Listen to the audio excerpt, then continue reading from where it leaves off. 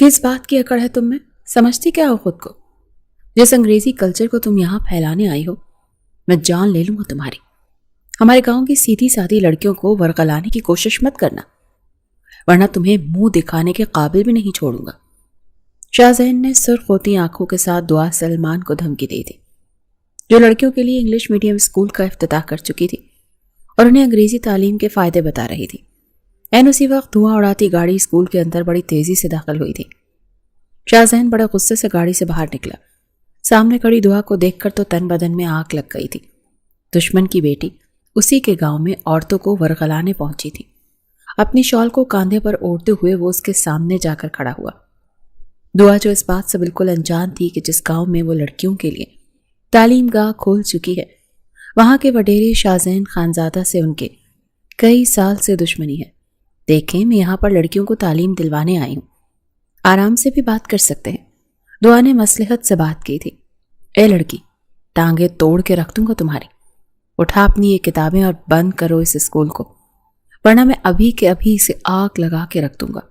دعا نے جب دیکھا کہ شاہ ذہن نہایت بدتمیز قسم کا شخص ہے تو کہنے لگی، ہاتھ لگا کر دکھاؤ مجھے، یہ جگہ میری ہے، میرے پاس قانون کے سارے کاغذات موجود ہیں اور میں اس بات کی اجازت بھی لے چکی ہوں کہ میں یہاں پر لڑکیوں کے لیے انگلش میڈیم اسکول کھول سکتی ہوں۔ اگر تم نے مزید مجھے کوئی بھی دھمکی دی تو یاد رکھنا مسٹر، میں قانونی طریقے سے تمہارا منہ توڑ کر رکھ دوں گی۔ اس بار دعا نے بھی لحاظ نہیں کیا تھا۔ سامنے رکھی کرسی پر زور سے شاہ ذہن نے پاؤں مارا تھا۔ کرسی پل میں الٹ کر گری تھی۔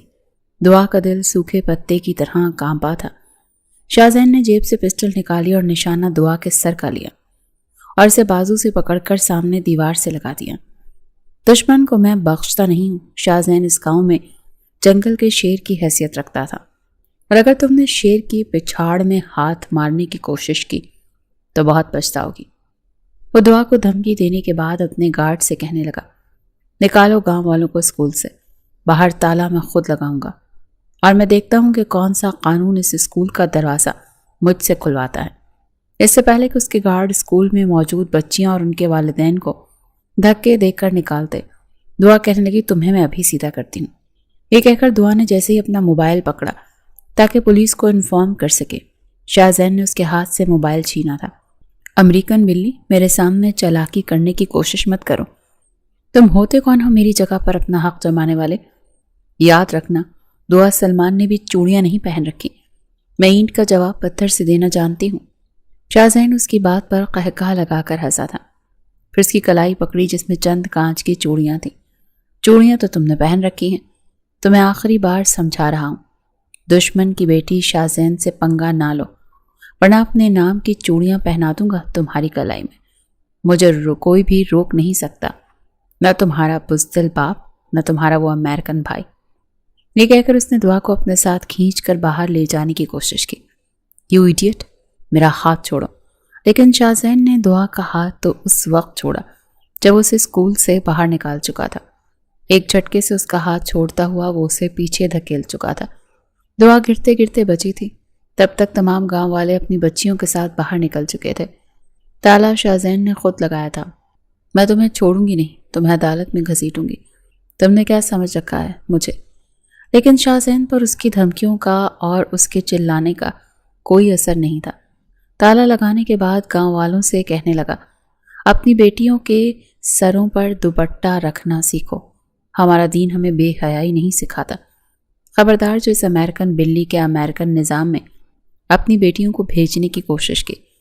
تم لوگ جانتے ہو میں اینٹ سے اینٹ بجا کر رکھ دوں گا۔ گاؤں والے ویسے بھی شاہ ذہن خانزادہ سے بہت ڈرتے تھے، اسی لیے اپنے اپنے گھروں میں جانے لگے۔ دعا کا تو غصے سے برا حال تھا۔ اس وقت وہ ٹائٹ قسم کے ٹراؤزر اور سکن فٹ شرٹ میں ملبوس تھی۔ سٹیپ میں کٹے بال کھلے ہوئے تھے۔ امریکہ سے تعلیم حاصل کر کے واپس آئے ہوئے اسے بس 1 مہینہ ہی ہوا تھا، اور آنے سے پہلے وہ اپنے والد سے کہہ چکی تھی کہ وہ یہاں پر ایک امریکن انگلش میڈیم اسکول کھولے گی۔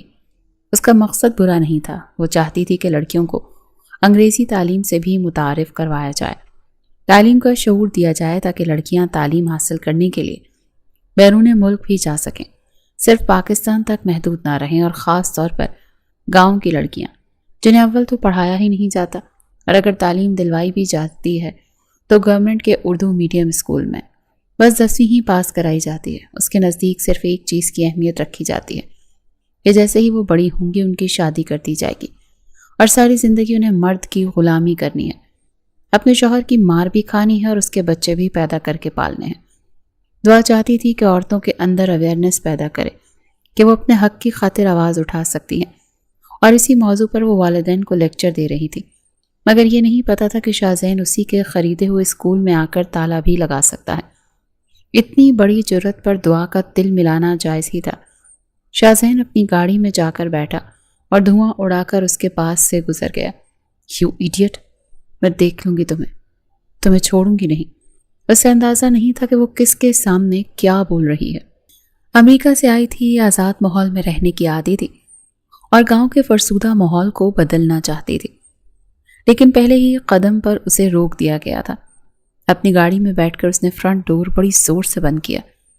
زوم کرتی ہوئی تیز رفتار میں گاڑی چلاتے ہوئے اپنی حویلی تک گئی تھی۔ سلمان صاحب یوں تو پٹھان خاندان سے ہی تعلق رکھتے تھے، لیکن بیٹا بیٹی کو کم عمری میں امریکہ بھیج دیا تھا اچھی تعلیم حاصل کرنے کے لیے، اور خود بھی امریکہ ہی آتے جاتے رہتے تھے۔ یوں تو سلمان خانزادہ اور حشمت خانزادہ دونوں ہی پٹھان فیملی سے تعلق رکھتے تھے، لیکن قبائلی دشمنی کئی سالوں سے جاری تھی۔ سب سے بڑی مصیبت یہ تھی کہ ایک ہی گاؤں میں دونوں قبیلوں کے باسی رہتے تھے، اسی لیے قبائلی جھگڑے بہت زیادہ ہوتے تھے۔ دونوں ہی یہ چاہتے تھے کہ ان کے گاؤں میں حکمرانی ان کی چلے، مگر ابھی تک سلمان خانزادہ اس میں کامیاب نہیں ہو پائے تھے۔ باپ دادا کی بٹی ہوئی زمینوں میں ایک زمین جس کی ملکیت سلمان خانزادہ کے پاس تھی، کاغذی ثبوت بھی انہی کے پاس تھے، مگر وہ تھی حشمت خانزادہ کے علاقے میں۔ لیکن زمین پر کبھی بھی حشمت خانزادہ نے اپنی حاکمیت نہیں چلائی تھی، لیکن اس زمین پر سلمان خانزادہ کے لیے کچھ بننے بھی نہیں دیا تھا۔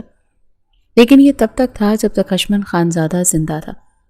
ان کے انتقال کے بعد سلمان خانزادہ کو لگا کہ چلو جی، دشمن کا منہ ٹوٹ گیا، پر یہ نہیں جانتے تھے کہ اس کا بیٹا حشمت خانزادہ سے زیادہ طاقت رکھتا ہے۔ اسی لیے انہوں نے اسکول کی تعمیر شروع کروا دی، کیونکہ بیٹی نے اصرار کر کے اپنی اس خواہش کی تکمیل کے لیے باپ سے کہا تھا، اور سلمان کو دعا سے بہت محبت تھی۔ آج تک کبھی ایسا نہیں ہوا کہ دعا نے کوئی فرمائش کی ہو اور سلمان نے منع کیا ہو۔ ان کے لیے سب کچھ ان کی دعا تھی۔ اسکول تیار ہو چکا تھا اور ابھی 1 مہینہ پہلے ہی دعا آئی تھی اور چاہتی تھی کہ آکسفورڈ کی کتابیں اس کے اسکول میں پڑھائی جائیں۔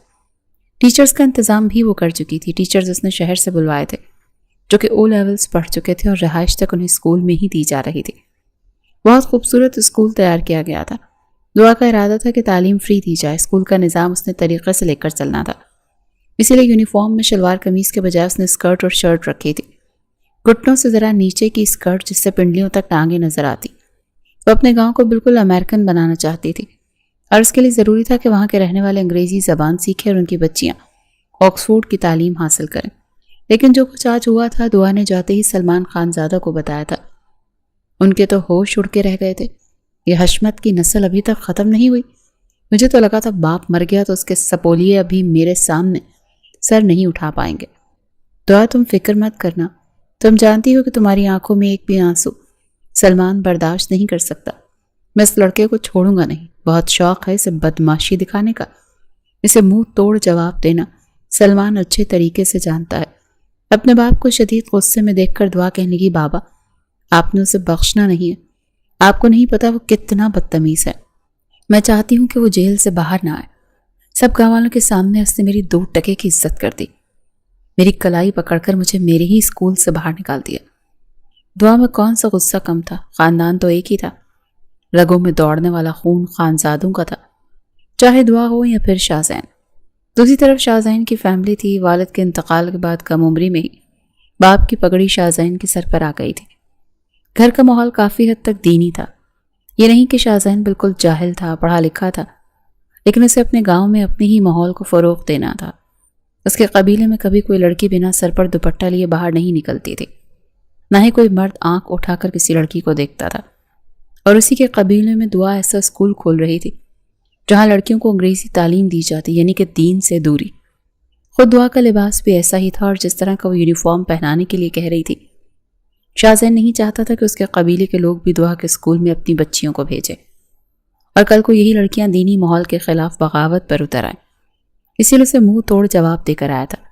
جب اس نے اپنی والدہ کو بتایا تو کہنے لگی بیٹا یوں نہیں کہتے، ارے دین ڈنڈے کے زور پر کبھی نہیں پھیلتا، یہ تو دلوں میں ہے، محبت پیدا کرنے سے پھیلتا ہے۔ مشکلات اٹھانی پڑتی ہیں، دینی نہیں چاہیے، تمہیں چاہیے تھا کہ تم نرمی کا مظاہرہ کرتے۔ اماں وہ دشمن کی بیٹی تھی، سلمان خان زادہ کی بیٹی، جو کئی سال امریکہ کے جوتے سیدھے کرتے آئی ہے۔ ارے وہ ہوتی کون ہے ہمارے گاؤں میں معصوم بچوں کے دماغوں میں خرافات اور بے حیائی ڈالنے والی؟ میں جان نہ لے لوں گا اس کی۔ اگر سلمان خان زادہ یہ سمجھتا ہے کہ حشمت خان زادہ کے انتقال کے بعد حشمت خان زادہ بے یار و مددگار ہو گیا تو غلط سمجھتا ہے۔ وہ میری طاقت سے واقف نہیں ہے، میں اسے چھوڑوں گا نہیں، اسے بتاؤں گا کہ حشمت خان زادہ کی نسل سے ٹکر لینے کا سوچا بھی تو پاش پاش ہو جائے گا۔ شدت و غصے سے ابھی بھی شاہزین کی آنکھیں سرخ تھیں۔ صفیہ بیگم کہنے کی اچھا غصہ چھوڑو، تم بیٹھو، میں تمہارے لیے کھانا لگواتی ہوں۔ صفیہ بیگم نے بات کو رفع دفع کرنے کی کوشش کی تھی۔ اماں پہلے نماز پڑھوں گا، اس بےہودہ لڑکی کی وجہ سے میری نماز تک قضا ہو گئی، یہ کہہ کر وہ اپنے کمرے میں چلا گیا۔ وضو کیا، ظہر کی نماز پڑھی، زیادہ تر وہ نماز با جماعت ہی پڑھتا تھا، بلکہ اس کے قبیلے میں جب بھی اذان ہوتی تھی تو زیادہ تر مرد مسجد میں ہی نماز پڑھتے تھے۔ شاہزین کو غصہ اس بات پر تھا کہ دینی اور باحیا لڑکیاں، جن کے لیے اس نے ایک بہت بڑا اسکول پہلے سے کھول رکھا تھا، جہاں انہیں دین اور دنیا دونوں کی تعلیم سے آراستہ کیا جا رہا تھا، البتہ انگریزی زبان کو زیادہ اہمیت نہیں دی جا رہی تھی۔ کلام پاک بھی اسکول کے اندر ہی پڑھایا جاتا تھا، عربی زبان سے متعارف کرایا جاتا تھا، اور انہیں یہ سکھایا جاتا تھا کہ عورت کو مرد کی فرما برداری کرنی چاہیے اور مرد کو بھی عورت کو عزت اور محبت دینی چاہیے۔ آج تک شاہزین کے قبیلے میں کبھی طلاق نہیں ہوئی تھی، اسے بہت برا سمجھا جاتا تھا اور عورتیں مردوں کے سامنے زبان نہیں چلاتی تھی۔ اور وہیں دعا سلیمان اپنا اسکول کھول کر اور عورت کو اس کے حقوق مانگنے کا غلط طریقہ سکھا رہی تھی، تو شاہزین یہ بات کیوں برداشت کر لیتا؟ رات کے 3 بجے شاہزین کے قبیلے میں اندھا دھند فائرنگ ہوئی تھی، اتنی فائرنگ کے حویلی کے مکین تک جاگ اٹھے تھے۔ شاہزین ہڑبڑا کر اٹھا تھا، لگ رہا تھا جیسے کہ ان کے قبیلے میں ہی گھس کر دھاوا بول چکا ہے۔ صفیہ بیگم کا بھی ہاتھ کلیجے پر گیا تھا۔ شاہزین نے اپنی پسٹل جیب میں ڈالی، باہر جانے لگا۔ کہاں جا رہے ہو تم؟ سن نہیں رہے کتنی فائرنگ ہو رہی ہے؟ اماں مجھے چھوڑیں، اگر ہمارے قبیلے پر کسی دشمن نے حملہ کیا تو میں منہ توڑ جواب دوں گا۔ لیکن صفیہ بیگم کی آنکھوں میں آنسو آ گئے۔ شاہزین تم میرے اکلوتے بیٹے ہو، خدا کے لیے بند کرو اس لڑائی جھگڑے کو، بنانے دو اس لڑکی کو اسکول۔ اگر ہم اپنے قبیلے والوں کو سمجھائیں گے تو وہ کوئی بھی اپنی بیٹی اس اسکول میں نہیں بھیجے گا، اس کا کوئی اور راستہ بھی نکل سکتا ہے۔ اماں ہمارے قبیلے میں دشمنوں نے گولیاں چلائی ہیں۔ شاہزین کے سینے میں ٹھنڈک تب پڑے گی جب وہ منہ توڑ جواب دے گا۔ میں کوئی ہجڑا تھوڑی ہوں جو گھر پر بیٹھ جاؤں۔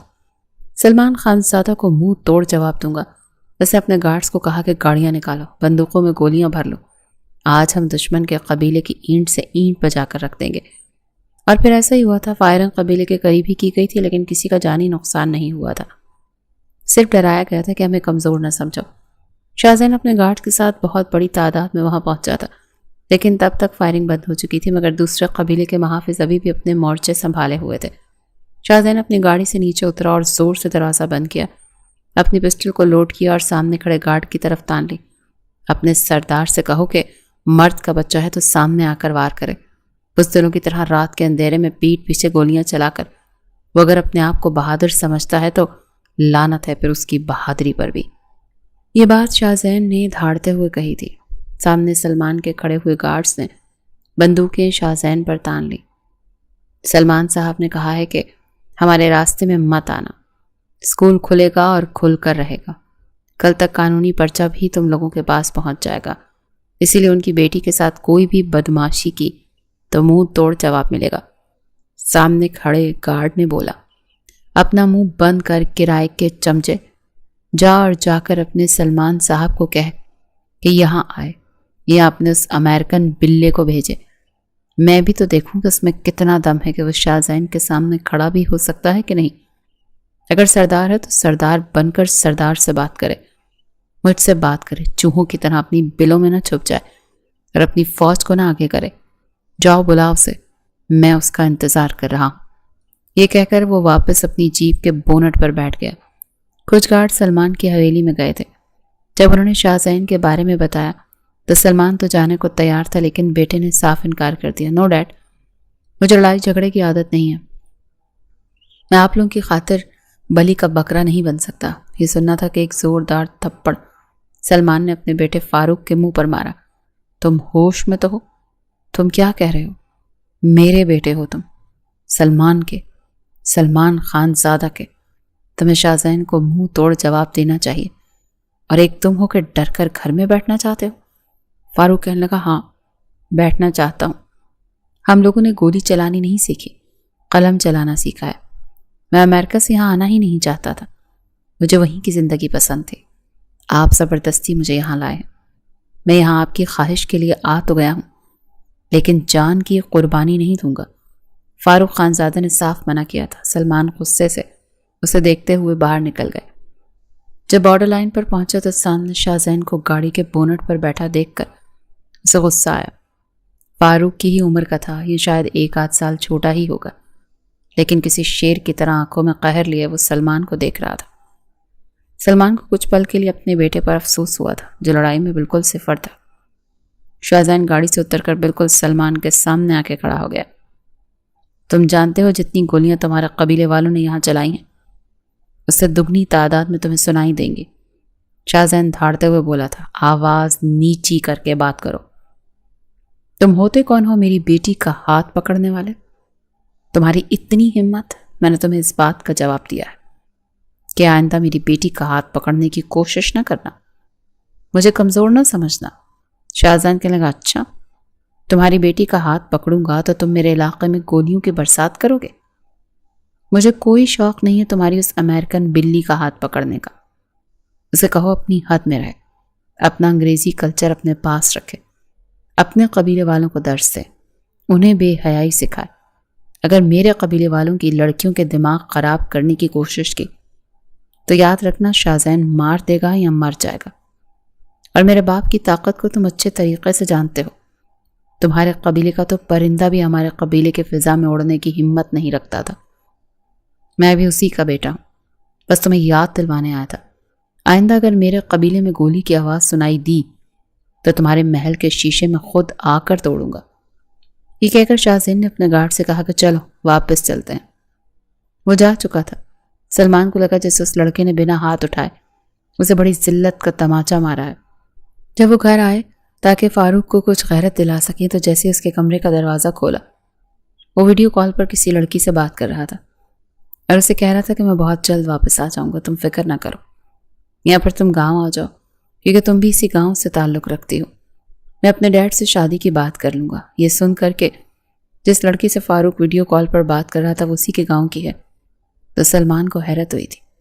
میں تمہارے دشمن قبیلے سے ہوں فاروق، ہماری شادی کبھی بھی اس گاؤں میں نہیں ہو سکتی، ورنہ خون کی ندیاں بہہ جائیں گی۔ ہاں اگر تم امریکہ چلے جاؤ تو ہم شادی کر سکتے ہیں۔ لڑکی کی بات سن کر سلمان کے دماغ میں جو شیطانی آئیڈیا آیا تھا وہ اس پر مسکرانے لگا۔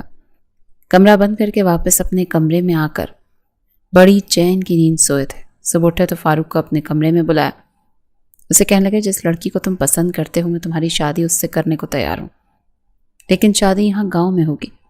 یہ سن کر تو فاروق بہت خوش ہوا تھا۔ اس نے کسی طرح بھی نیلم کو منایا اور اسے پاکستان بلوا لیا۔ سلمان نے اپنا خاص گارڈ بھیجے تھے جو نیلم کو بحفاظت اس کے بنگلے تک لے کر آئے۔ باتوں باتوں میں پتہ چلا تھا کہ نیلم کا تعلق دشمن قبیلے سے ہے، اسی لیے 2 دن کے اندر اندر اس نے فاروق کی شادی نیلم سے کروا دی تھی۔ شادی کروانے کے بعد نیلم کے والد کا نام اور اس کے گاؤں کا پتہ لکھ کر اس نے شاہزین کو پیغام بھیجا تھا کہ تمہارے قبیلے کی عزت اس وقت میرے بنگلے میں ہے، موجود ہے۔ میرے بیٹے نے اس سے شادی کی ہے اور تمہاری لڑکی نے رضامندی سے میرے بیٹے سے شادی کی ہے، تمہارے قبیلے سے بغاوت کی ہے جس طرح سے نیلم نے بغاوت کی ہے۔ ایک وقت آئے گا کہ تمہارے قبیلے کی ہر لڑکی بغاوت کرے گی اور تم کچھ بھی نہیں کر پاؤ گے۔ یہ خط پڑھ کر شاہزین کے تن بدن میں آگ لگی تھی۔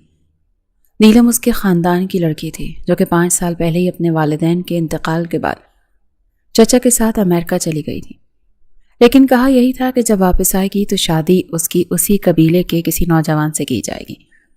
اس کی بغاوت پر شاہزین کا خون کھول اٹھا تھا۔ اس بار صرف دھمکیوں سے کام نہیں چل رہا تھا، شاہزین کو کچھ ایسا کرنا تھا جس سے وہ سلمان کو منہ توڑ جواب دیتا، اور پھر اس نے یہی کیا۔ اس وقت فاروق نیلم کو اپنی باہوں میں لیے اس پر اپنی محبت نچھاور کر رہا تھا۔ جب اس کے کمرے کی کھڑکی کا شیشہ چکنا چور ہوا تھا وہ بری طرح سے ہڑبڑا گیا۔ نیلم بھی خوف زدہ تھی۔ کہ یہ کیا ہوا ہے؟ اتنے پہرے داروں کے باوجود اس کے کمرے کی کھڑکی کا شیشہ کیسے ٹوٹ سکتا ہے؟ نیلم جلدی سے خود پر چادر لپیٹے الماری سے اپنے کپڑے نکالتی واش روم میں گئی تھی۔ فاروق نے جلدی سے اپنی شرٹ پہنی، بٹن بند کرنے لگا۔ جب کمرے سے باہر آیا تو سلمان خانزادہ بھی اپنے کمرے سے باہر آ چکے تھے۔ جب دعا کے کمرے سے ایک دل خراش چیخ کی آواز سنائی دی، بچاؤ مجھے، کوئی بچاؤ اس کمینے سے، چھوڑو مجھے، کیا کر رہے ہو تم؟ دعا کا کمرہ اوپر کے پورشن میں تھا۔ باپ اور بیٹا بھاگے اوپر کی جانب گئے تھے۔ تب تک نیلم بھی کپڑے تبدیل کر کے آ چکی تھی۔ جیسے ہی دعا کے کمرے کے باہر دونوں پہنچے تو کمرہ لاک تھا۔ اندر سے ابھی بھی وہ بچاؤ بچاؤ کہہ رہی تھی، چھوڑو مجھے، تم کیوں میرے کمرے میں آئے ہو؟ میرا ہاتھ چھوڑو۔ دعا کی آواز پر فاروق اور سلمان نے دروازے کو دھڑ دھڑایا تھا۔ دعا، دروازہ کھولو، کون ہے اندر؟ دعا کے بجائے شاہزین کی آواز آئی تھی، میں ہوں، تمہارا دشمن۔ یہ کہہ کر شاہزین نے دروازہ کھولا۔ تب تک 20 افراد بھی کمرے کے اندر داخل ہو چکے تھے۔ پوری حویلی کو شاہزین کے لوگوں نے گھیر رکھا تھا۔ اپنے سامنے اتنے سارے ہٹے کٹے گارڈز کو دیکھ کر اور ان کے ہاتھوں میں پسٹلز دیکھ کر فاروق بری طرح سے گھبرا گیا تھا۔ سلمان کے بھی ہوش اڑ گئے تھے۔ کیا سمجھا تھا تم نے سلمان خانزادہ کہ تم اپنے اس چھچھوندر کی شادی میرا قبیلے کی لڑکی سے کرو گے اور میں چپ چاپ دیکھ لوں گا؟ ابھی بھی دعا کی کلائی شاہزین کے ہاتھ میں تھی۔ اسے اپنا ہاتھ چھڑوا رہی تھی۔ بابا، اس سے میرا پیچھا چھڑوا دیں، اسے کہیں مجھے چھوڑے۔ جیسے ہی سلمان آگے بڑھنے لگا، گارڈز نے آگے بڑھ کر پستول اس کی کن پٹی پر رکھ دی اور دوسرے گارڈ نے فاروق کے سر پر، یہیں بھیجا کھول کے رکھ دوں گا تمہارا۔ تم نے اچھا نہیں کیا سلمان خانزادہ، اپنے بیٹی کی شادی ہمارے قبیلے کی لڑکی سے کی تو کی کیسے؟ سلمان کہنے کو وہ لڑکی خود بھاگ کر آئی ہے، وہ تمہارے قبیلے میں رہنا نہیں چاہتی تھی اور شادی اس کی رضامندی سے ہوئی ہے۔ اس کی بات پر شاہزین مسکرایا، ایک نکاح اور ہوگا، وہ بھی لڑکی کی رضامندی سے ہی، لیکن اس بار لڑکی تمہاری ہوگی اور دولہا میں ہوں گا۔ یہ سن کر سلمان سٹ پٹایا تھا، لیکن گارڈز نے اسے دونوں بازوں سے پکڑ لیا۔ زیادہ اچھل کود کرنے کی ضرورت نہیں ہے سلمان خانزادہ، ایک بار تم نے ہم پر کیا، ہماری عزت اور غیرت پر کیا، تو دوسرا بار ہمارا بنتا ہے۔ پھر شاہزین نے ایک گارڈ سے کہا، جاؤ مولانا صاحب کو لے کر آؤ، میں اس کمینے کی طرح بزدل نہیں کہ چپ کر لڑکی کی شادی کروا کر خبر دوں، اس کی بیٹی کی شادی میں اس کی نظروں کے سامنے کروں گا۔ سلمان کہنے لگا، خبردار، خبردار جو تم نے میری دعا کے ساتھ کچھ کیا تو۔ دعا رونے لگی اور اپنی کلائی چاہ کر بھی وہ شاہزین کی گرفت سے ڈھیلی نہیں کر پا رہی تھی۔ چھوڑو مجھے، میں تمہاری جان لے لوں گی، وہ چلائی تھی۔ وہ تو بعد میں دیکھا جائے گا کون کس کی جان نکالتا ہے۔ بابا، میں اس سے شادی نہیں کروں گی، میرا ہاتھ چھوڑو، میں نے نہیں کرنی تم سے شادی، میں صاف انکار کر دوں گی۔ شاہزین کہنے لگا، دیکھتا ہوں کیسے انکار کرتی ہو۔ تب تک مولانا صاحب بھی آ چکے تھے۔ وہ کہنے لگا، نکاح کا پرچہ فل کریں۔ مولانا صاحب دولہے کے خانے میں شاہزین حشمت کا نام لکھیں اور دلہن کے خانے میں دعا سلمان کا۔ سلمان کہنے لگا، بکواس بند کرو اپنی اور چھوڑو میری بیٹی کو۔ دعا کہنے کی، مجھے نہیں کرنا یہ نکاح۔ مولانا صاحب دیکھنے لگے۔ شاہزین کہنے لگا، اور تم نے نکاح کے لیے حامی نہ بھری تو گولی تمہارے باپ کے بھیجے سے گزرے گی، باقی فیصلہ تمہارے ہاتھ میں ہے۔ یہ کہہ کر وہ دعا کی کلائی چھوڑ چکا تھا، لیکن وہ گمسم ہو چکی تھی۔ بھائی کو بھی گارڈز نے جکڑ رکھا تھا اور باپ کو بھی۔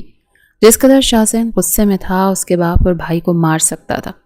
بولو دعا بی بی، نکاح کر رہی ہوئی یا تمہارے بھائی کا کام تمام کروں؟ تمہاری نسل یہیں ختم ہو جائے گی اور نکاح میں اس کے بعد بھی تم سے ہی کروں گا، کیونکہ تمہارے بھائی نے میرے قبیلے کی لڑکی سے نکاح کیا ہے۔ نیلم بھی اوپر پہنچ چکی تھی۔ سارا تماشا دیکھنے کے بعد رونے لگی۔ خدا کے لیے فاروق کو مت مارو، یہ کیا کر رہے ہو تم لوگ؟ کیوں اپنے قبیلے کی لڑائی میں ہماری زندگی برباد کر رہے ہو؟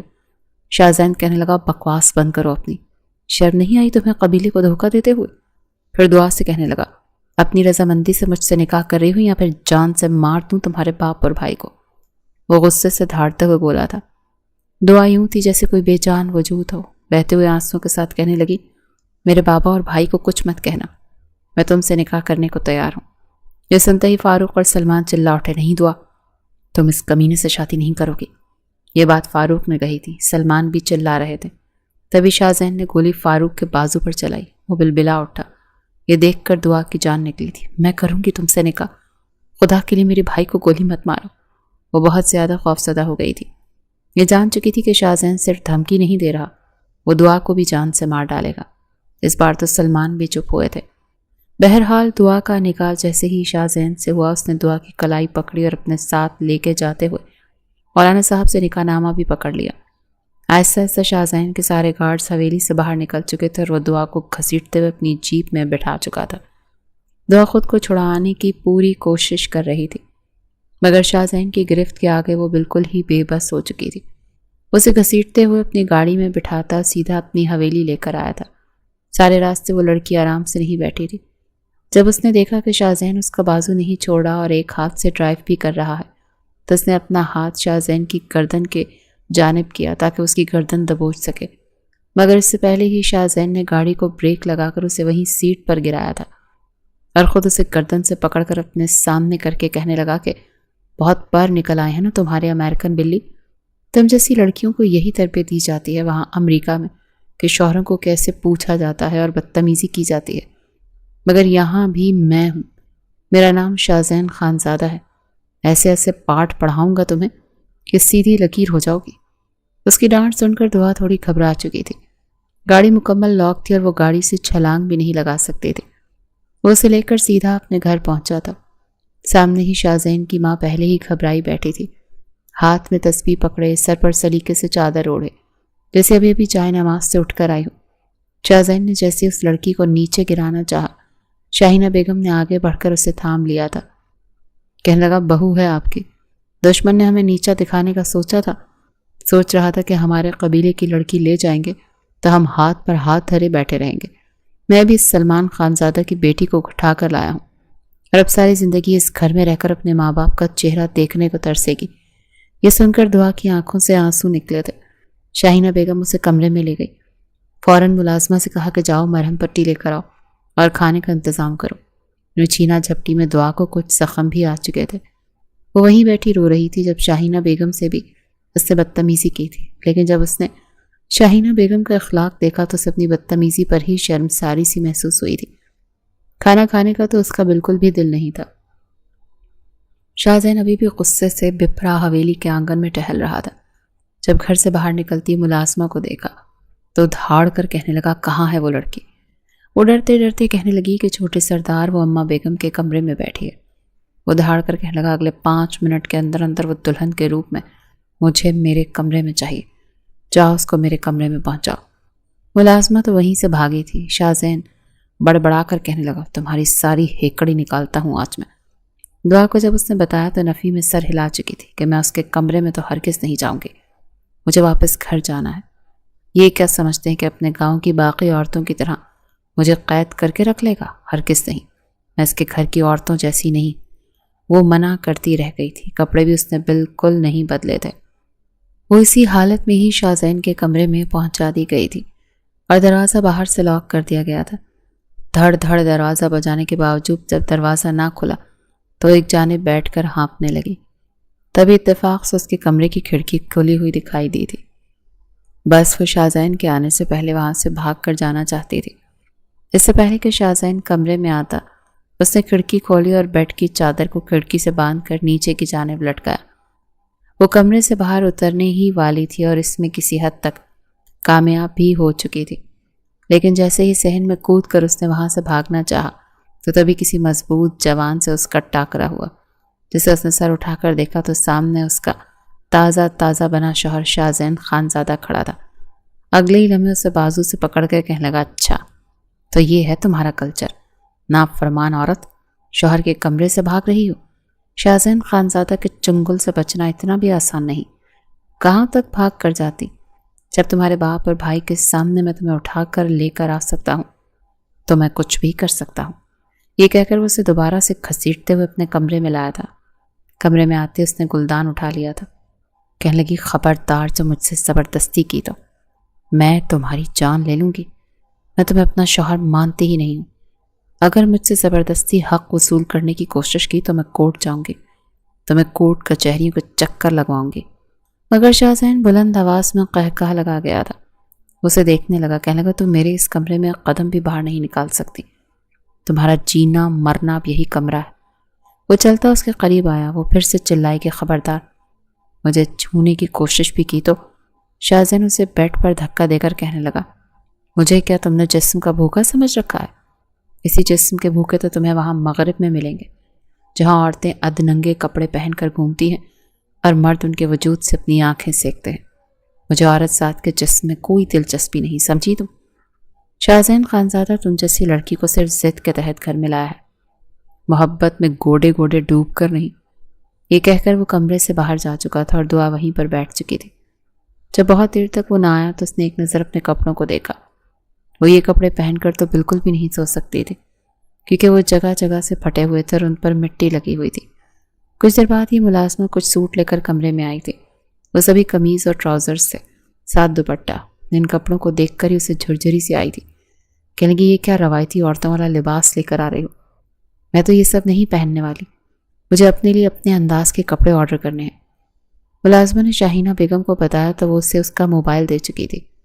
راتوں رات ہی دعا نے اپنے لیے نئے کپڑے آرڈر کیے۔ صبح حویلی کے دروازے پر پارسل آ چکا تھا، جن میں اس کی وہی شارٹ شرٹس اور ٹراؤزرز جینز تھی۔ رات کو شاہزین اس کے کمرے میں نہیں آیا تھا۔ اگلی صبح جب ناشتے کی ٹیبل پر موجود تھے، جب دعا کمرے سے باہر آئی، وہ چاہتی تھی کہ اپنی حرکتوں سے ان سب کو زچ کر کے رکھ دے گی۔ جب اسے بغیر دوپٹے کے بال کھولے شرٹ اور ٹراؤزر میں شاہزین نے دیکھا تو ماتھے پر بل پڑے تھے۔ غصے سے چائے کا کپ اس نے زمین پر پٹخا تھا۔ کہنے لگا، یہ کیا حلیہ بنا رکھا ہے تم نے؟ میں نے تمہیں کہا تھا کہ تم اس گھر میں ہی رہو گی، اب تو تم وہی کپڑے پہنو گی جو باقی سب شریف عورتیں پہنتی ہیں۔ مگر دعا کہنے لگی، او ہیلو مسٹر، تم نے مجھے اس گھر میں زبردستی میرے باپ اور بھائی کی زندگی کی دھمکی دے کر رکھا ہے، لیکن اب تم مزید مجھ پر کوئی مرضی نہیں چلا سکو گے۔ میرے جو من میں آئے گا میں وہی پہنوں گی۔ شاہزین کو غصہ آ چکا تھا۔ کہنے لگا، دیکھتا ہوں کیسے پہنتی ہو۔ وہ اسے پھر سے کمرے میں لا چکا تھا۔ کہنے لگا کہ تم بیوی ہو میری، یہ سب کچھ تمہارا میرے سامنے کرنا ہی جچتا ہے۔ میں نہیں چاہتا کہ تمہارے اس وجود کو میرے علاوہ کوئی اور دیکھے۔ یہ سب کچھ پہننا ہے تو اکیلے میں میرے کمرے میں میرے سامنے پہننا۔ اس سے پہلے کہ دعا کچھ کہتی، اس نے فوراً سے دعا کے ان سارے بے ڈھنگے کپڑوں کو چیر پھاڑ کر آگ لگا دی اور قمیض اور ٹراؤزر ساتھ دوپٹہ دے کر کہنے لگا، ابھی کے ابھی پہن کر آؤ ورنہ مجھ سے برا کوئی نہیں ہوگا۔ دعا نے ڈرتے ڈرتے وہ کپڑے پہن لیے تھے۔ دوپٹہ اس نے کاندھے پر ڈالا، مگر شاہزین نے اس دوپٹے کو اس کی گردن کے گرد حائل کر کے پھر اس کے سر پر بھی کروایا تھا۔ کہنے لگا، کبھی دین پڑھا ہو تو تمہیں پتا ہو نا، عورت کی عزت ہی اس میں ہوتی ہے۔ وہ اسے سر پہ دوپٹہ کروا کر باہر لایا تھا۔ بلا شبہ وہ ان کپڑوں میں بھی بے حد حسین لگ رہی تھی۔ وہ چپ چاپ ڈائننگ ٹیبل پر بیٹھ چکی تھی۔ سب کے ساتھ مل کر اس نے کھانا کھایا تھا اور کھانا کھانے کے فوراً بعد حویلی سے باہر جانے لگی تو ایک بار پھر اسے شاہزین نے ٹوکا تھا کہ گھر کی عورتیں گھر میں ہی رہتی ہیں، بغیر مرد کے گھر سے باہر نہیں جاتی۔ بتاؤ کیا چاہیے تمہیں، میں تمہیں منگوا دوں گا۔ مگر وہ کہنے لگی، مجھے اپنے اسکول کے افتتاح کروانا ہے۔ مسٹر شاہزین خانزادہ، تم نے مجھ سے نکاح کرنا تھا نا، کر لیا۔ تمہارے کہنے پر میں نے یہ کپڑے بھی پہنی، لیکن اب تم میری بات بھی سنو گے اور مجھے وہ اسکول اوپن کروانے دو گے، ورنہ میں تمہاری زندگی اجیرن بنا کر رکھ دوں گی۔ ایک بار پھر اس کی دھمکی سن کر شاہزین نے ٹانگ پر ٹانگ چڑھائی تھی۔ پھر ہنس کر کہنے لگا، جب سے اس گھر میں آئی ہو دھمکیاں ہی دیتی جا رہی ہو، ہلتا تم سے ایک سوکھا پتا بھی نہیں ہے، اور دھمکیاں دیکھو محترمہ کی۔ وہ اسے بازو سے پکڑ کر کمرے میں بند کر چکا تھا۔ کہنے لگا، آئندہ کے بعد تم ہمیشہ سر پر دوپٹہ لے کر رکھو گی، بڑوں کا احترام کرو گی، 5 وقت کی نماز پڑھو گی اور قرآن پاک بھی پڑھو گی۔ میں تمہیں بلا وجہ مرد کی برابری کرتے ہوئے نہ دیکھوں۔ جب تک تم میرے گھر کی باقی عورتوں کی طرح نیک نمازی نہیں بن جاتی، تب تک تمہارے ساتھ بدتر سے بدترین سلوک کرتا رہے گا۔ وہ اسے کمرے میں بند کر چکا تھا۔ موبائل تو اس سے پہلے ہی چھین چکا تھا اور اپنی ماں کو 2 ٹوک لہجے میں کہا تھا کہ یہ لڑکی گھر سے باہر نہیں جانی چاہیے۔ شاہینہ بیگم بیٹے کو سمجھانے بھی لگیں کہ بیٹا، دین تو ہمیں پیار کرنا سکھاتا ہے، تم اس لڑکی کو راہ راست پر لانا چاہتے ہو، میں بھی یہ جانتی ہوں کہ ہمارے خاندان میں اس سے پہلے کبھی طلاق نہیں ہوئی۔ تم اس لڑکی کے ساتھ ساری زندگی گزارنا چاہتے ہو اور اسے اپنے مطابق سیدھا بھی کرنا چاہتے ہو، لیکن میرا بیٹا، پیار سے، محبت سے، اپنائیت سے اسے مغربی روایات سے ہٹا کر اسلام کی طرف لاؤ۔ اگر سختی برتو گے تو وہ لڑکی کبھی بھی نہیں سدھرے گی۔ شاہزین اپنی ماں کی بات سن کر گھر سے باہر آ چکا تھا۔ ڈیرے پر آ کر بیٹھا اور گہری سانس خارج کر کے رہ چکا تھا۔ اسے شروع ہی سے اپنے لیے ایک ایسی لڑکی چاہیے تھی جو بالکل دین پر عمل کرنے والی ہو۔ کبھی خواب میں بھی نہیں سوچا تھا کہ ایسی لڑکی اس کی بیوی بن جائے گی۔ خاندانی دشمنی نے تو جیسے اس کے اندر سے ان اثرات کو مٹا کر ہی رکھ دیا تھا۔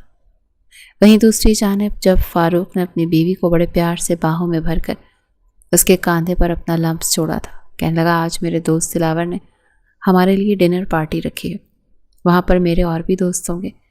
نیلم مسکرا کر کہنے لگی اچھا، یہ تو اچھی بات ہے۔ اس نے کچھ خوبصورت سی میکسیز اور سکارف نکالے تھے مگر فاروق کے ماتھے پر بل پڑ گئے۔ کہنے لگا یہ کیا نکال رہی ہو؟ ہم پارٹی میں جا رہے ہیں، کہیں تعزیت کرنے نہیں۔ تم وہ ساڑی کیوں نہیں پہنتی جو میں تمہارے لیے لے کر آیا تھا؟ ہچکچاتے ہوئے کہنے لگی وہ ساڑی، ارے اس کی تو بازو ہی نہیں ہے، وہ تو میں آپ کے سامنے پہنتے ہوئے بھی شرما جاؤں گی، وہ کیسے میں پہن کے جا سکتی ہوں؟ لیکن فوراً سے ریڈ کلر کی ساڑی نکال کر کہنے لگا کم آن یار، کیسی باتیں کر رہی ہو؟ گاؤں میں آ کر بالکل یہاں کا ماحول مت اپناؤ، تم میرے ساتھ امریکہ میں پڑھ کر آئی ہو، چلو شاباش تم یہی ساڑی پہن کر جاؤ گی۔ جانتی تو ہو کہ میرے وہ دوست ہیں سبھی ہائی کلاس اور ماڈرن قسم کے ہیں۔ نیلم نے نہ چاہتے ہوئے بھی وہ ساڑی پہن تو لی لیکن پلو سے اپنے بازو کو ڈھانپنے کی ناکام کوشش کر رہی تھی۔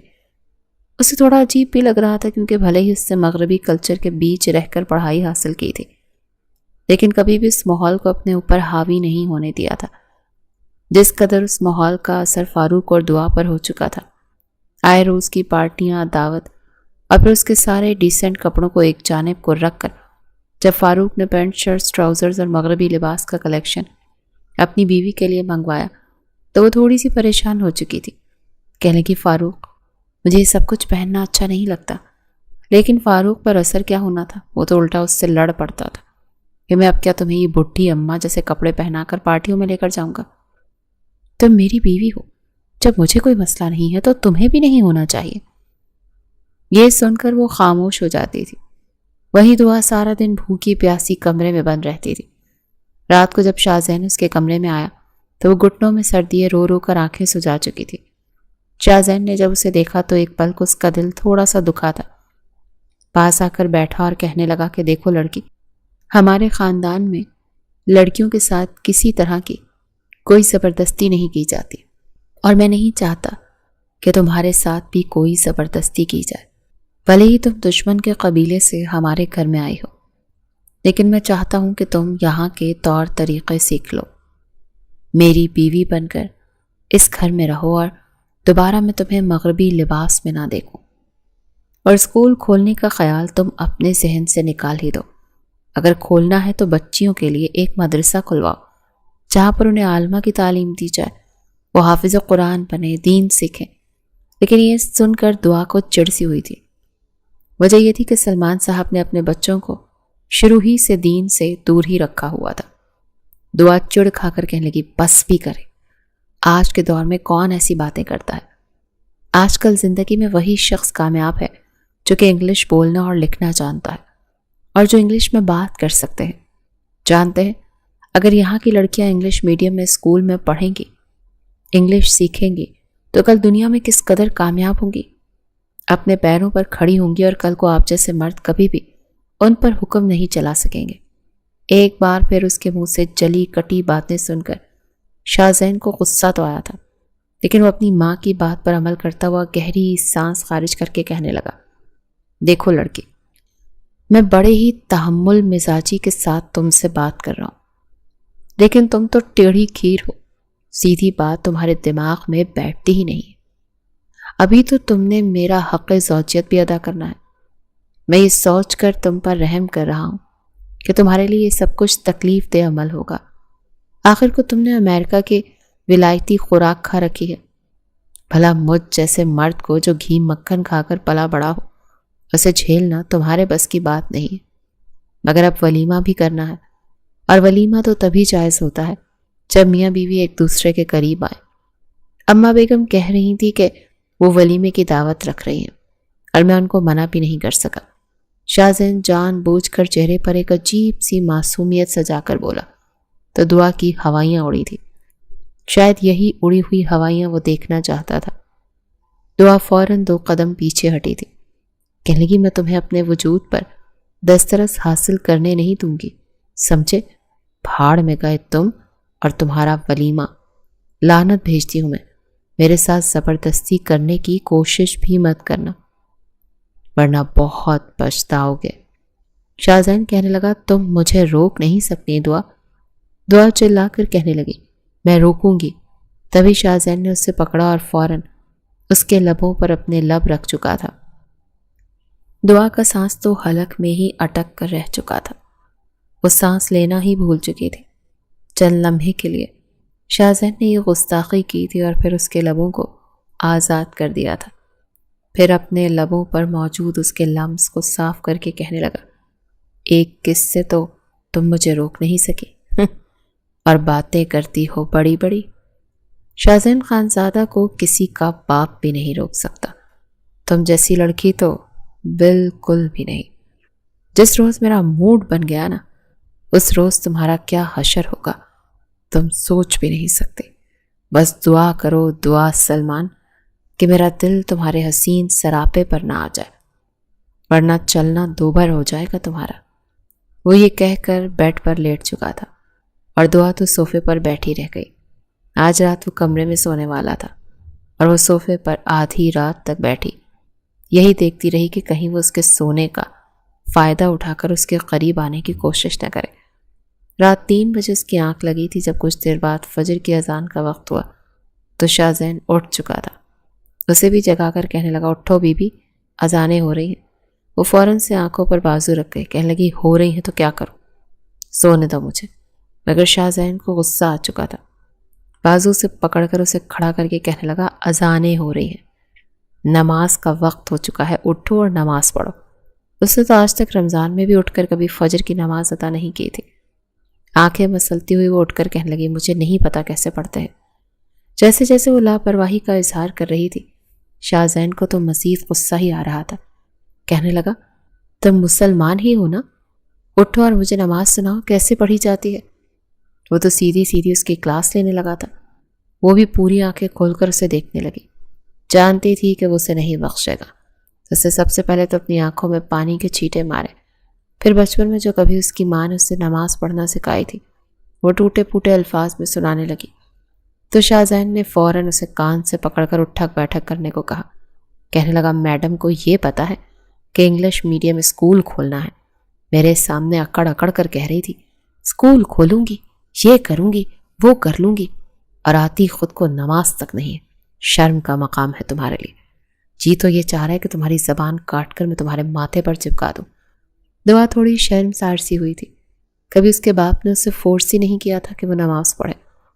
آج شاہزین نے خود اپنی نگرانی میں اسے نماز پڑھوائی تھی اور جہاں جہاں سے وہ بھول چکی تھی وہاں سے اسے یاد بھی کروائی تھی۔ دعا کو پہلی بار اتنا سکون ملا تھا کہ وہ کتنی ہی دیر چائے نماز پر بیٹھی رہی۔ پھر شاہزین نے قرآن پڑھنا شروع کیا تو وہ بھی اس کے پیچھے پیچھے قرآن پاک پڑھتی رہی تھی۔ شاہزین کہنے لگا یہ جو تم بچوں کی طرح اٹک اٹک کر پڑھ رہی ہو نا، آئندہ کے بعد روز صبح تم مجھے قرآن پاک سناؤ گی تاکہ تمہارے لہجے میں روانی آ سکے۔ وہ کسی بچے کی طرح ہاں میں سر ہلا چکی تھی۔ شاہزین کے روپ کے آگے وہ بھی بے بس ہوتی جا رہی تھی۔ دھیرے دھیرے اس کے انداز و ادوار میں ایک ٹھہراؤ سا آتا جا رہا تھا۔ اس روز وہ کافی اداس سی بیٹھی تھی۔ جب شاہزین کچھ معاملات نمٹانے کے بعد گھر آیا تو اسے اداس سا بیٹھا دیکھ کر بے ساختہ چلتے ہوئے اس کے قریب آیا۔ کہنے لگا کیا بات ہے، کیوں منہ پھلا کر بیٹھی ہو؟ وہ کہنے لگی آپ کو اس سے کیا، چاہیں جا کر گاؤں والوں کے مسئلے حل کریں۔ شاہزین سینے پر ہاتھ باندھ کر کہنے لگا مجھے وہ اتنے بالکل بھی پسند نہیں ہے۔ جب ان سے سوال کیا جائے تو وہ بلا وجہ آگے سے نخرہ دکھانا شروع کر دیتے ہیں۔ شاہزین خانزادہ بہت کم ہی کسی سے سوال کرتا ہے، جواب دینا ہے تو ٹھیک ہے، نہیں تو سوچ لو۔ اور اس کا ایٹیٹیوڈ دیکھ دیکھ کر تو جیسے اپنا ایٹیٹیوڈ دکھانا بھول چکی تھی۔ نظریں پھیر کر کہنے لگی مجھے میرے گھر والے یاد آ رہے ہیں، میں ان سے ملنا چاہتی ہوں، میں کبھی بھی ان سے اس قدر دور نہیں رہی۔ شاہزین نفی میں سر ہلا چکا تھا۔ کہنے لگا یہ ممکن نہیں ہے، لیکن دعا کہنے لگی پلیز دیکھو، میں نے تمہاری ساری باتیں مانی ہیں، کیا تم میری ایک بات نہیں مان سکتے؟ وہ کچھ اس انداز میں بولی تھی کہ شاہزین انکار نہ کر سکا۔ وہ خود اس کے ساتھ ہی گیا تھا۔ جب گاڑی گھر سے باہر نکلی تو سلمان صاحب کے گھر کے باہر موجود گارڈز تو شاہزین کو دیکھ کر فوراً اپنی بندوقیں تان چکے تھے، لیکن ساتھ میں دعا کو دیکھ کر فوراً پیچھے ہٹ کر کھڑے ہو گئے۔ سلمان صاحب اور فاروق اس وقت گھر میں ہی تھے۔ جیسے ہی دعا نے ان کو دیکھا تو فوراً بھاگ کر ان کے قریب گئی تھی۔ باری باری اپنے باپ اور بھائی سے ملی تھی۔ وہیں فاروق نے جب اپنی بہن کو ٹراؤزر قمیض اور دوپٹے میں دیکھا تو حیران ہوا تھا. یہ کیا حلیہ بنا رکھا ہے تم نے؟ مجھے تو یقین نہیں آ رہا کہ یہ تم ہو دعا. دعا نے جب اپنی بھابھی کو دیکھا تو دیکھتی ہی رہ گئی. شازن اسے جس طرح کے مغربی لباس سے نکال چکا تھا، وہیں فاروق زبردستی اپنی بیوی کو گھر میں بھی ٹراؤزر شرٹ پہن کر رہنے کو کہہ رہا تھا. یہ دیکھ کر شازن نظریں پھیر چکا تھا. وہ کسی بھی طرح کی کوئی بدمزگی تو نہیں چاہتا تھا، لیکن دعا کو ایک بات بڑے اچھے سے باور ہو چکی تھی کہ وہ غلط تھی. اس کا بھائی غلط تھا اور کہیں نہ کہیں اس کا باپ بھی غلط تھا. وہ 1.5 مہینے بعد اپنے میکے آئی تھی اور اس 1.5 مہینے میں شازین کے الفاظ، اس کی روایتوں نے جس قدر اثر ڈالا دعا پر، وہ تو جیسے بدل کر ہی رہ چکی تھی. وہیں جب اس نے اپنی بھابھی سے بات کی تو اسے کہنے لگی تم اس طرح کے کپڑے نہیں پہنا کرتی تھی، فاروق نے تو تمہیں بالکل ہی بدل دیا. اس بات پر وہ رونے لگی، روتے ہوئے بتانے لگی کہ وہ کس قدر انکمفرٹیبل محسوس کرتی ہے. لیکن فاروق ناراض ہو جاتے ہیں، اسی لیے اسے مجبوراً ایسے کپڑے پہننا پڑتے ہیں. دعا نے اپنے بھائی کو سمجھایا کہ ایسا مت کرو، لیکن فاروق پر اثر ہی کہاں ہونا تھا. وہ اپنے باپ اور بھائی سے ملنے کے بعد واپس حویلی میں آ چکی تھی. اس دن کے بعد سے شازین کا مقام اس کے دل میں مزید بڑھ چکا تھا.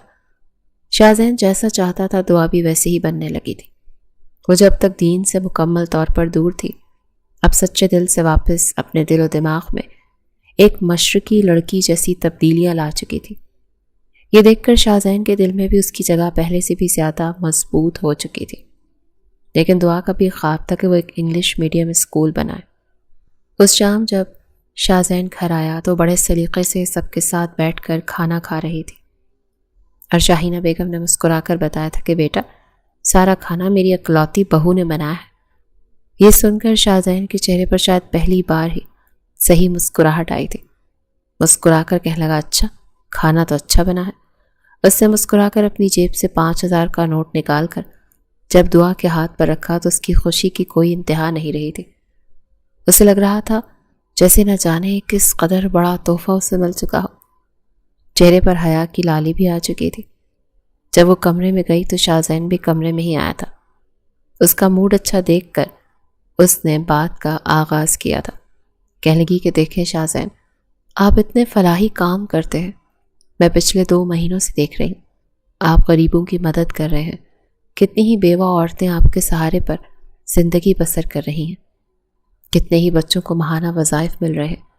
لیکن وہ لڑکے دیکھے ہیں آپ نے جو کہ 15-16 سال کی عمر کے ہیں، لیکن آپ کی زمینوں پر ہل چلاتے دکھائی دے رہے ہیں. چھوٹے چھوٹے ہاتھوں پر چھالے ہیں. وہ آپ کے گوداموں سے بوریاں اٹھا رہے ہیں. آپ کو نہیں لگتا کہ انہیں پڑھ لکھ کر اپنے قدم مضبوط کرنے چاہیے؟ وہ بجائے ایسے مشکل کام کرنے کے پڑھ لکھ کر کسی دفتر میں بیٹھ کر نوکری کرے اور آپ کو دعائیں دے. شازین ایک پل کو سوچ میں ڈوبا تھا. کہنے لگا چاہتا تو میں بھی یہی ہوں، لیکن ان لوگوں کے اتنے وسائل جو نہیں ہیں. دعا نے پھر ہمت کر کے کہا کہ دیکھیں شازین، آپ نے 1 ہفتہ پہلے ہی گاؤں میں سلائی سینٹر کھلوایا، جانتے ہیں 12-13 سال کی عمر کی بچیوں کو وہاں پر اسکول کے بجائے سلائی کڑھائی سکھائی جا رہی ہے. وہی لڑکی اگر کمپیوٹر کا کوئی ہنر سیکھ کر اپنی اسکل سے کام کرے تو زیادہ پیسہ کمائے تو وہ سارا دن لگا کر ایک سوٹ سلائی کرنے سے کہیں زیادہ رقم کما سکتے ہیں. شازین چپ چاپ اس کی باتیں سن رہا تھا. کہنے لگا کہنا کیا چاہتی ہو مجھے یہ بتاؤ. دعا کہنے کی بلا شبہ اس معاملے میں آپ ٹھیک تھے کہ میں دین سے دور تھی. میں نے ضد اور انا کو ایک طرف رکھا اور پھر آپ کی بات مانی اور میں بالکل آپ جیسی ہو گئی. لیکن آپ کو بھی میری یہ بات ماننا پڑے گی کہ آج کل کے بچوں کو سکھانا کس قدر ضروری ہے. ہم ایسے اسکول بھی بنا سکتے ہیں جہاں پر انگلش میڈیم تعلیم دی جائے گی، ساتھ انہیں ہنر بھی سکھایا جائے گا اور دین کی تعلیم بھی دی جائے گی، تاکہ ہمارے اس گاؤں سے غربت کا خاتمہ کیا جا سکے. شازین کو پوری طرح سمجھا رہی تھی. شازین کو اپنی سوچ بدلنا ہی پڑی تھی، اور پھر کچھ عرصے بعد ہی اس نے وہ اسکول والی زمین دعا کے حوالے کر دی تھی اور وہاں پر ایک بار پھر سے کالج کا افتتاح ہوا تھا. انگلش میڈیم اسکول کے ساتھ ہی کالج کا تعمیراتی کام بھی شروع ہو گیا، اور جب شازین خانزادہ نے خود لڑکیوں کی تعلیم پر زور دیا تو اگلے ہی روز کئی لڑکیوں کے ایڈمیشن اسکول میں ہونے لگے تھے.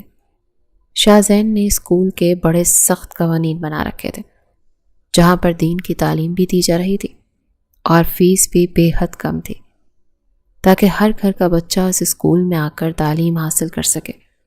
تقریباً 6 مہینے کے اندر یہ سب کچھ ہوا تھا، اور اس بیچ شاہ زین اور دعا کا رشتہ اس قدر مضبوط ہو چکا تھا کہ دونوں ایک دوسرے پر جان چھڑکنے لگے تھے۔ کہیں نہ کہیں دعا کو یہ بات سمجھ آ چکی تھی کہ غلطی اس کے والد کی تھی۔ شاہ زین اور اس کے والد تو خون خرابے والے کاموں سے دور ہی رہتے تھے۔ یہ تو اس کے والد ہی تھے جو اکثر کوئی نہ کوئی چنگاری اٹھا کر گاؤں پر حکومت کرنے کی لالچ میں لڑائی کو فروغ دیتے تھے۔ بہرحال دعا نے اپنی کوششوں سے اپنے والد سلمان خان زادہ اور فاروق کے ساتھ شاہ زین کی صلح بھی کروا دی تھی، اور وہ رات شاہ زین اور دعا کی زندگی کی سب سے حسین رات تھی، جب دونوں اپنے آپ کو ایک دوسرے کے سپرد کر چکے تھے۔ اگلی صبح ان کی زندگی کی نئی شروعات ہوئی تھی۔ جس روز ان کا ولیمہ تھا، انہوں نے گاؤں کے 25 اجتماعی شادیاں کروائی تھیں جو کہ یتیم اور غریب گھرانے سے تعلق رکھتی تھی۔ مدتوں بعد قبائلی لڑائی کو ختم کر کے گاؤں والے بھی خوش تھے، اور شاہ زین تو دعا جیسی بیوی پا کر دل ہی دل میں جیسے شکر ادا کرتا تھا۔ یہ الگ بات تھی کہ اس بیوی کو سدھارنے میں اس نے سر توڑ محنت لگائی تھی، تب جا کر اسے دعا جیسی خوش اخلاق اور سمجھدار بیوی ملی تھی۔